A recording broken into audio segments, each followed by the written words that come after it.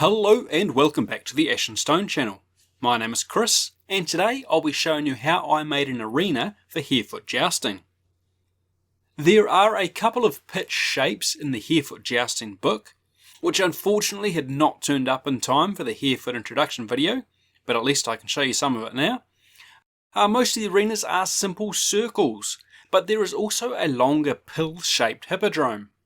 Because I made mine in a modular layout, it's a simple process to add a couple of straight bits and change the shape of the arena. An important note before we begin though, this arena is actually at half the normal size. I wanted the game to fit on my coffee table and on one of my tiles, so I have halved all of the measurements to reduce the footprint of the game. In order to make things easy on myself, I 3D print a base form to build upon. If you don't have a 3D printer, not to worry. A simple base shape like this can be made without too much trouble using linoleum tile or MDF as a base, and styrofoam or polystyrene to build the landform. The big advantage of the 3D printed form is that it allows me to easily replicate sections with accurate dimensions, and I can include features like these open lock clips that will allow the sections to securely lock together while it's in use. The arena wall itself will be made of posts and planks, and earth is piled up behind it to give the spectators a firm place to stand where they can look down on the action. The posts are the first bit to go onto the base structure, and I make those out of bamboo chopsticks. They are cut into lengths of 40mm, which will be high enough to give me a halfling rail at the top of the wall. I need 3 of these for each section. I glue these to the base structure with super glue. The leftmost post overhangs the base slightly by about 1mm or so that when the pieces are locked together, it will overlap and cover the join, and the other 2 are even-ishly spaced out to give me 3 panels or sections of wall of roughly the same size. These panels will be filled with planks, and to make those, I cut a bunch of strips of 1mm balsa, 40mm long and 5mm wide. The edges of these planks are given a rough slice with a knife on the front 2 long edges to break up the square even shape, and make the whole construction a little rougher and more interesting. They are then glued in vertical rows between the posts, just like the palings of a fence. Once again, I use super glue because it is quick, it gives you an instant bond so you're not waiting for glue to dry, though you do have to be careful not to get it everywhere, and it's not very forgiving of mistakes.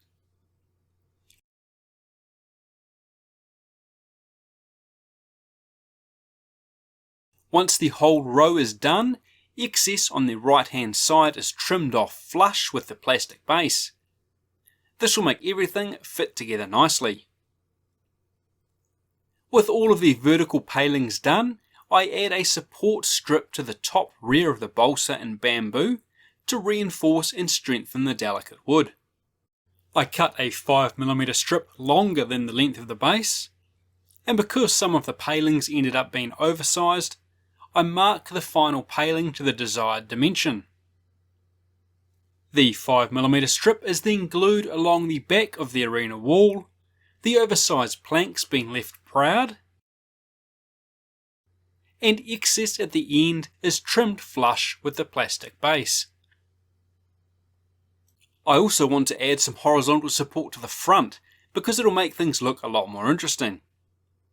This time I cut 5mm strips at 45mm lengths, longer than is needed to fit between the posts, and half have both long front edges trimmed, while the other half only have one edge trimmed.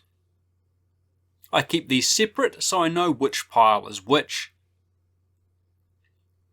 To make sure I get these horizontal planks in the right place, I clip a finished section to the one I'm working on to act as a guide for placement. For the first one, I used a rough measurement, then referenced that first section for all the others. A horizontal plank with both front edges trimmed is offered up and marked to length, then cut and glued into place.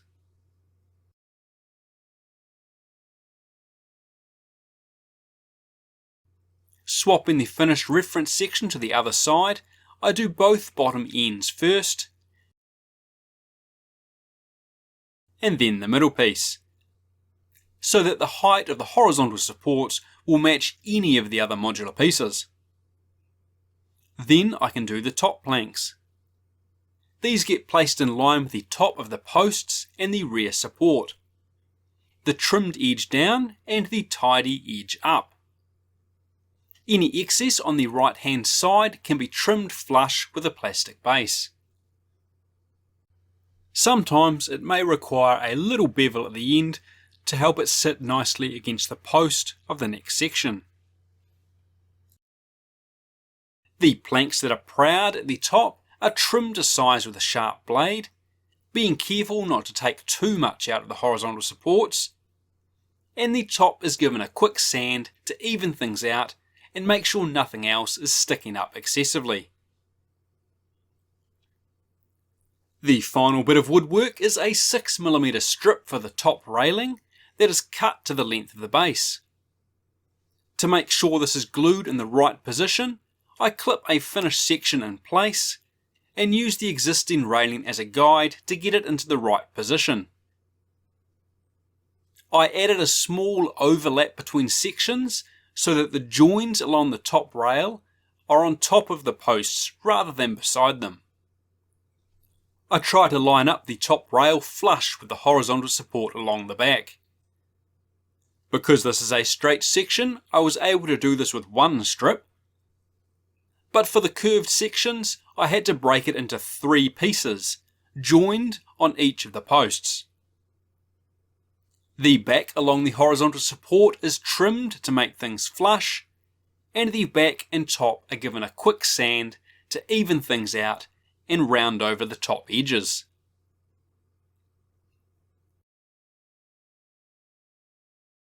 To finish off the base of the wall, I add a little ready mix filler into the recesses the wood is sitting in, to bring up the ground level a little, and bury the posts and bottom of the palings into the earth. That's the construction work done, so now I give all of the areas of wood a coat of black paint. If you've seen my previous Palisades video, you will have seen me use washes to paint the timber. Unfortunately, because of all the super glue, that won't work here. You can see various places where the glue has squeezed out in the gaps. This will stop the wash from staining the wood and leave bright patches of raw wood all over the place, which is not ideal. So we'll paint it instead. I give it a rough coat with a black spray and then tidy up all the areas that were missed with a little thinned black paint. You can still see the areas of glue under the paint, but thankfully as we add subsequent layers, this will all disappear. It's then given a heavy dry brush with a desaturated grey-brown, leaving the black in the recesses between planks, and then a lighter dry brush using beige, leaving us with a nice dark weathered look. A little green wash is then applied in a few patches along the base of the wall to add a little extra colour and simulate growth along the damper base of the timber. I'll be using grout as a soil layer shortly, but because I intend for the slopes of the bank to be completely covered in grass, I'll save myself a little grout work by painting the slope in a similar colour to my upcoming soil layer. It's all going to be covered up, so let's save a bit of the soil I've mixed. When that has dried, I apply a layer of PVA glue to the areas where I'm going to want bare soil, namely the base of the wall and at the top of the wall and slope, where spectators congregate and wear away the grass with their movement. With the glue applied, a mix of 50-50 beige tile grout and soil from the garden is piled on top and tapped off, leaving a nicely textured layer of soil. To ensure that this is firmly adhered, I use a syringe to dribble on a mix of PVA glue and water, with a little liquid soap mixed in. The exact ratio of glue and water isn't all that important, as long as it'll flow nicely, and the liquid soap will reduce the surface tension of the mix, allowing it to soak into the grout and soil nicely, instead of beating up on top. You can of course pre-wet the grout with isopropyl alcohol to help the glue soak in, but for such a small area, the liquid soap will do the job just fine. That can then be left to dry before we apply static grass. I brush on a bunch of tacky white glue. I apply it unevenly along the edges of the top of the mound, leaving the centre largely bare to create that path running around the arena, and show the areas where spectators congregate, jump up and down, and generally wear away any grass cover. I add a few random dots and dashes over this path area, mainly to break things up and make it look more interesting. The base of the wall is given a good covering as well, and the entirety of the slope is given a good solid coat. I like my grass thick and lush rather than patchy. And then the static grass is applied using an applicator. I use a plate of steel as a base for the electric field. It's less messy than sticking your applicator's probe in the glue every time you use it. And I do the static grassing in a box to further keep the mess down. A layer of 2mm grass is applied over all of the areas of glue, and the excess is tapped off. Here's a quick tip for you: cut the corner off your box. It turns your box into a funnel to make clearing away the excess grass easy and mess free. When that is dried, it looks a little too even, like a freshly mown lawn, and I want it to be wild, so I brush on more glue. I coat the entire bottom third of the slope and work a random edge up around the halfway point. Water would naturally run down the slope, and so the bottom area would be damper and grow thicker grass.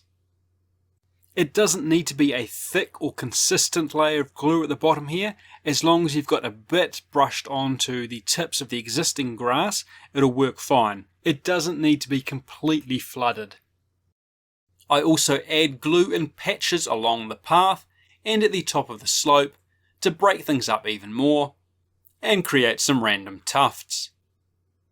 I also hit the bottom of the wall. Onto this glue, I'll add a layer of 4mm grass, which will break up the evenness of the 2mm and add a different shade of green in there.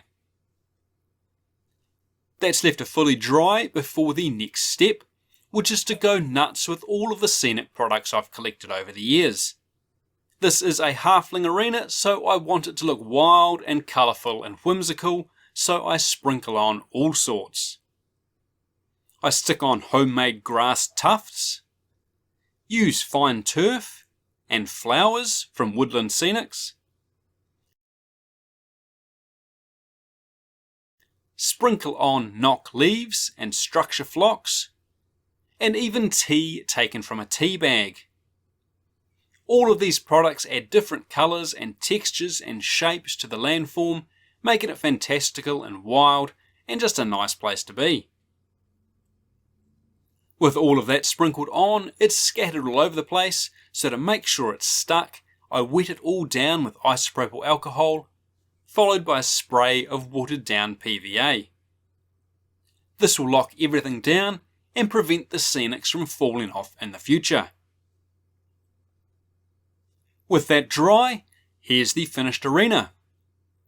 It was important to me that the inside area fit on one of my tiles, so that has worked out nicely. And while I was a bit apprehensive about adding the colourful flowers at first, they have absolutely elevated the piece to a new level. The sloped soil mounded at the back would also make a great base for a modular palisade wall, such as the one I built in the last video. There'll be a link around here somewhere if you wanted to check that out.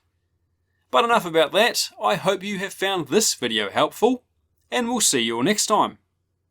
Cheers!